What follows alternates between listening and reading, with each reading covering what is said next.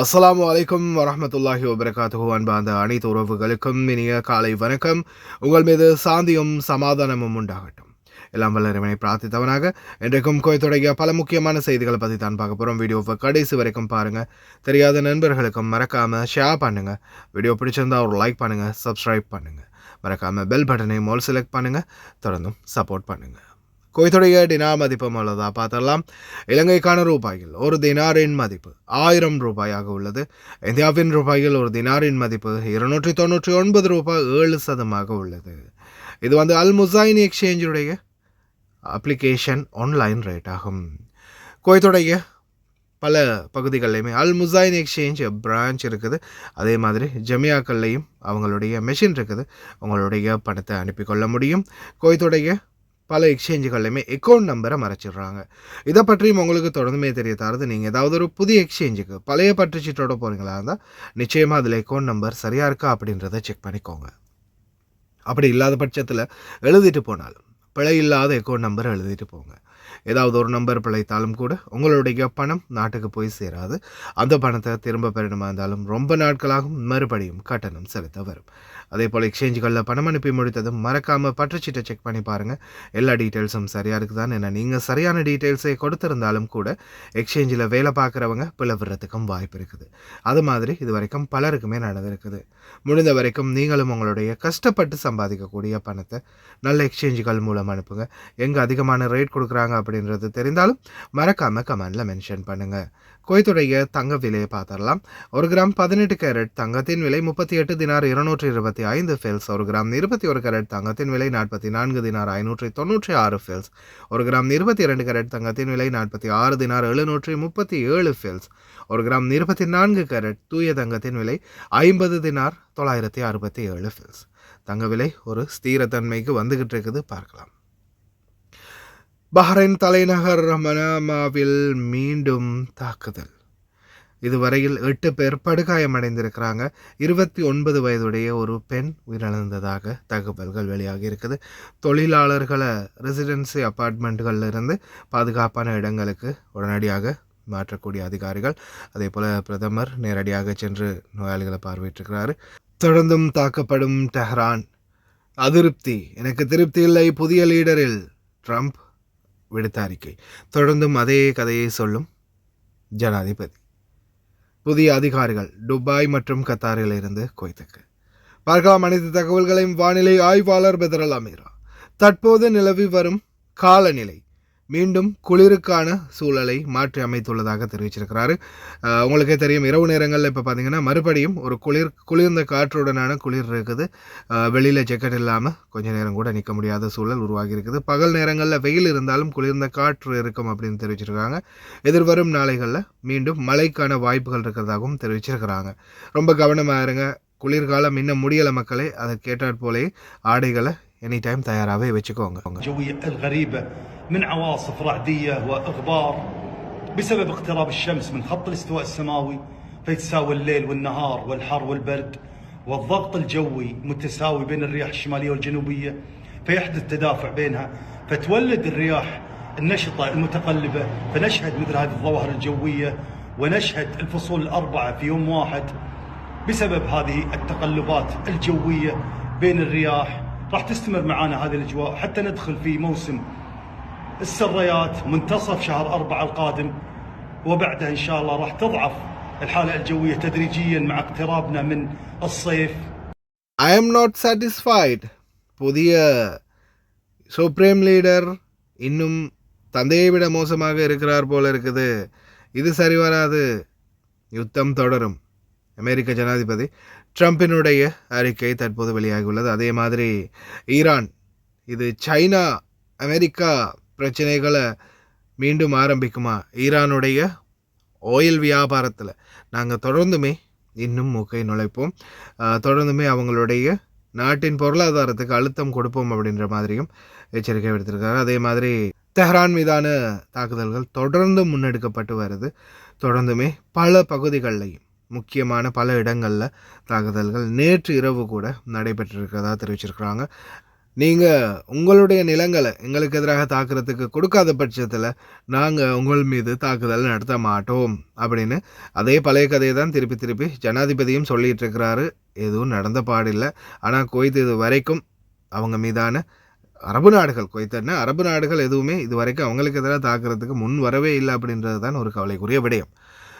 அதே போல் 29 வயதுடைய ஒரு பெண் உயிரிழந்திருக்கிறாங்க மனாமாவில் நேற்று இரவு, அதாவது நேற்று அதிகாலைன்னு சொல்லலாம், இன்றைக்கு அதிகாலைன்னு சொல்லலாம் நடந்த சம்பவம் பார்த்திங்கன்னா பஹ்ரைனில். பஹ்ரைன் நாட்டு மன்னரும் யூனிஃபார்மோட களமிறங்கிட்டார். அதிகாரிகளுக்கு மோட்டிவேஷனல் ஸ்பீச் கொடுத்து கொஞ்சம் அவங்களையும் உற்சாகப்படுத்திக்கிட்டு இருக்கிறாரு. தற்போதைய சூழல் மிகவும் மோசமான சூழலாக அமைந்தால் இறங்கி போராடுவோம் அப்படின்ற மாதிரி அதிகாரிகளுக்கு ஒரு அறிக்கையும் விடுத்திருக்கிறாரு பஹ்ரைன் நாட்டுடைய மன்னர். அதே போல் பார்த்திங்கன்னா ரெசிடென்சி பில்டிங் ஒன்றில் தான் இந்த தாக்குதல் நடந்திருக்குது. இருந்த பல தொழிலாளர்களையும் பார்த்திங்கன்னா வெக்கேட் பண்ணிக்கிட்டே இருக்கிறாங்க. பஹ்ரைன் நாடும் மிகப்பெரிய ஒரு சேதத்தை தொடர்ந்துமே சந்திச்சுக்கிட்டு வருது. அதே மாதிரி குவைத் நாட்டிலையும் பார்த்திங்கன்னா முக்கியமான 2 கட்டிடங்கள் தாக்கப்பட்டுச்சு. அதில் ஒன்று குவைத்துடைய டெர்மினல் 5 ஏர்போர்ட் முதலாவதா, 2வது பார்த்திங்கன்னா குவைத்துடைய குவைத் சிட்டியில் இருக்கக்கூடிய இன்சூரன்ஸ் பில்டிங். அல்லாஹ் கரீம், முடிந்த வரைக்கும் நம்ம பிரார்த்தனை பண்ணுவோம் இந்த நிலைமை வெகு விரைவில் சரியான நிலைமைக்கு வரட்டும் அப்படின்னு. அதே மாதிரி பஹ்ரைன் அதிகாரிகள் தொடர்ந்துமே தொழிலாளர்கள் வெளிநாட்டவர்களையும் அவங்களுடைய பாதுகாப்புகளையும் தொடர்ந்தும் கண்காணிச்சுக்கிட்டே இருக்கிறாங்க.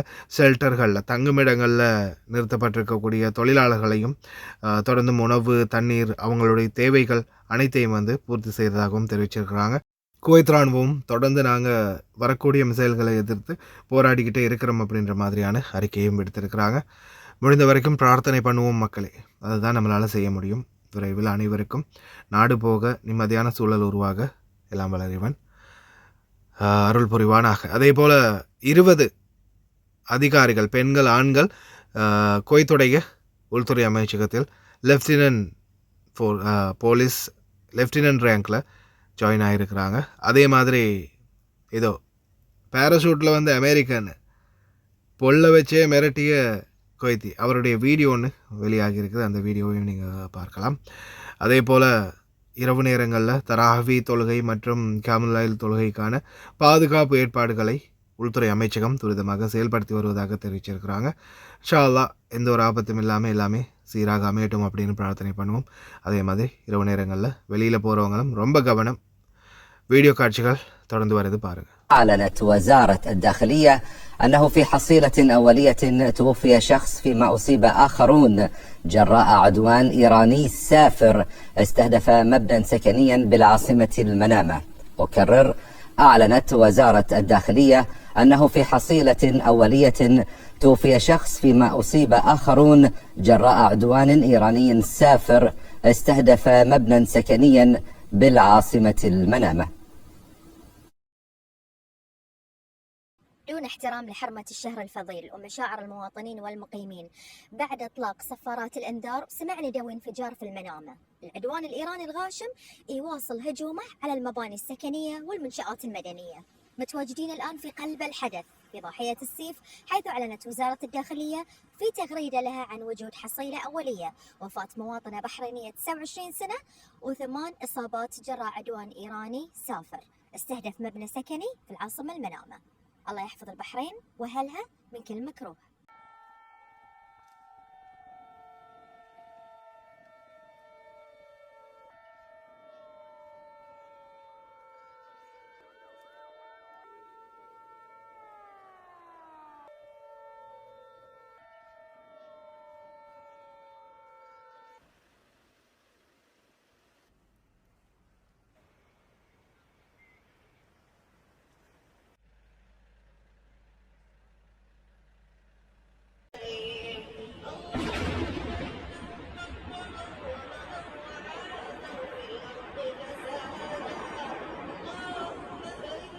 باسم الجميع، أنا هنا اليوم لأشكر سلاح الجو وأشكر الدفاع الجوي على قيامهم بواجبهم على أكمل وجه حفاظاً على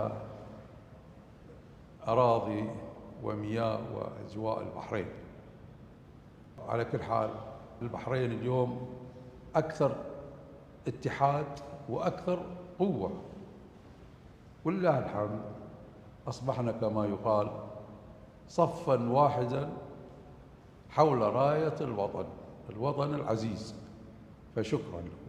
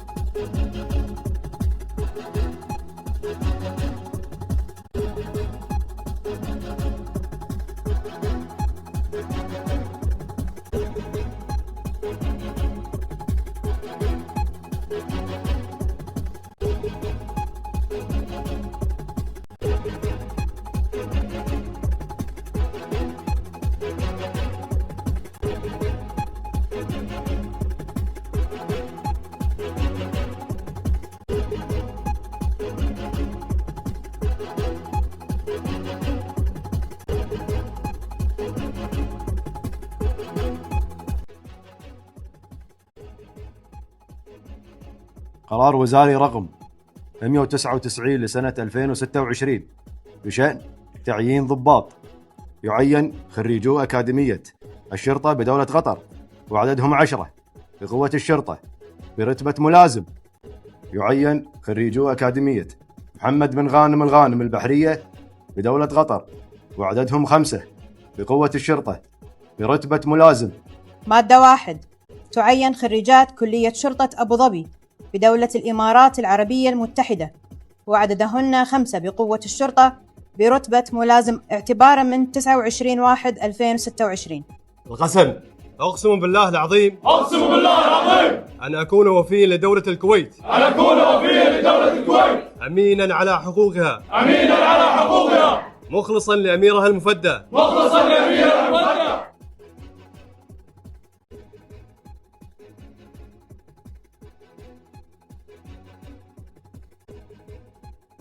هلا والشاب. هلا والله ابو ضارب حبيب قلبي، عطنا السالفه كلها. السالفه؟ ايه سالفه العسكري؟ ايه الامريكي. نزلت لاول شيء بدون العجره. ايه الشباب قاعد يصورون وقاعد يرجعون وخر بيفجر. قلت انا بيفجر خليني اجيب له العجره اقعد. وين العجره؟ هذه. ايوه طبعا هذه صار لها من 2019. هي مو عجره، هي يده مالت طاوله. خذيناها من عيالنا الصغار عشان لا يدون نفسهم، وظلت بالسياره من 2019. زين حلو. قلت له طبعا انا ما ادري هو شنو يعني، امريكي ايراني ما ادري. قلت له داون. اول شيء سحبت منه جنطه فيها الله اعلم سلاحه او شيء، لانه ما عنده مو لابس سلاح. وبعدين قلت له داون، قعدت على ركبه قلت له وري فرم، قال امريكا. قال خلاص هدوا هي الحكومه سلمناها. حبيب قلبي والجهراويين والنعم فيهم ما قصروا. زين بس السالفه صارت وين؟ بشهد. اي بشهد. زين. وفي طيارات نزلت بالجهره والنعم بالجهراويين. الشعب الكويت كلهم بطولات. انا من اهل فيلتشه. حبيب قلبي والنعم جهراوي والنعم فيهم، هم ربعنا واخواننا ما نقدر نقول لهم شيء، بس احنا من اهل فيلتشه. والخضربان مسك الله بالخير يا مسجال، لا تلوموا قلبي لو بكى عمري وحياتي فيلجه. ايوه ودنا بسلام تقول. وهذا